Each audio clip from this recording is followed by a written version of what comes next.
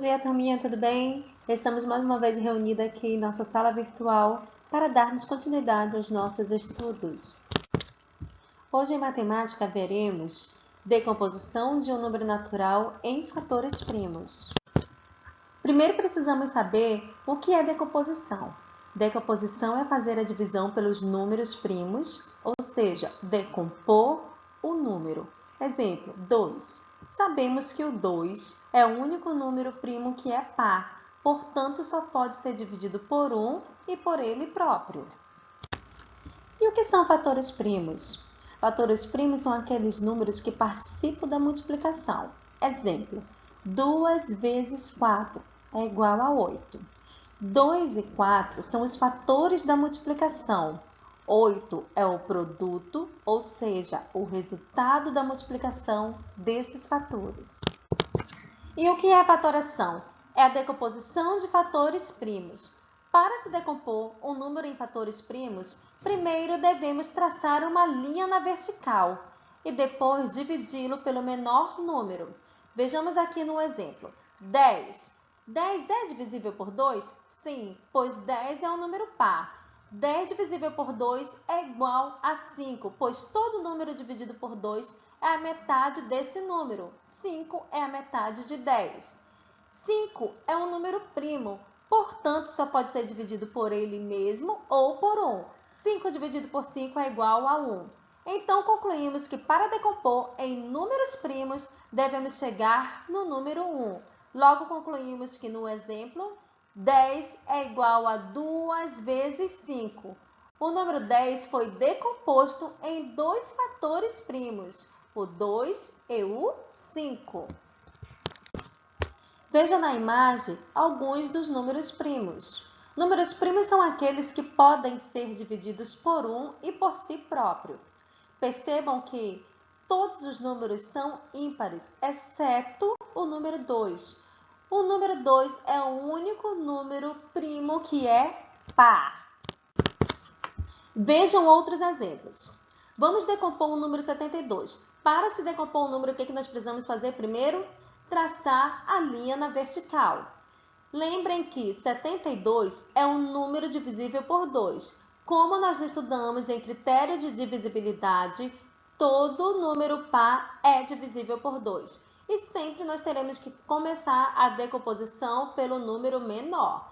72 divisível por 2, lembrem que todo número divisível por 2 é a metade. A metade de 72 é 36. 36 ainda é par, então ainda dá por 2. 36 divisível por 2 é igual a 18.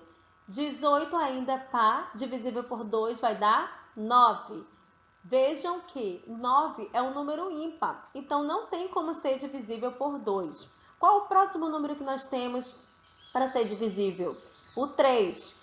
9 divisível por 3 é igual a 3. O 3 é um número primo, portanto, ele só pode ser divisível por ele e pelo 1. 3 divisível por 3 é igual a 1. Chegamos no número 1. Se nós chegamos no número 1, o resultado final, significa dizer que 72 já foi feita a fatoração em números primos. Representado em fatores primos, esse número 72 ficou 2 vezes 2 vezes 2 vezes 3 vezes 3. Isso representado em forma de potência fica 2 ao cubo vezes 3 ao quadrado. Veja outro exemplo. 100. Primeira coisa que nós temos que fazer? Traçar a linha na vertical. Sabemos que 100 é um número par, portanto, ele vai ser dividido por 2, que é o menor número para se dividir no início.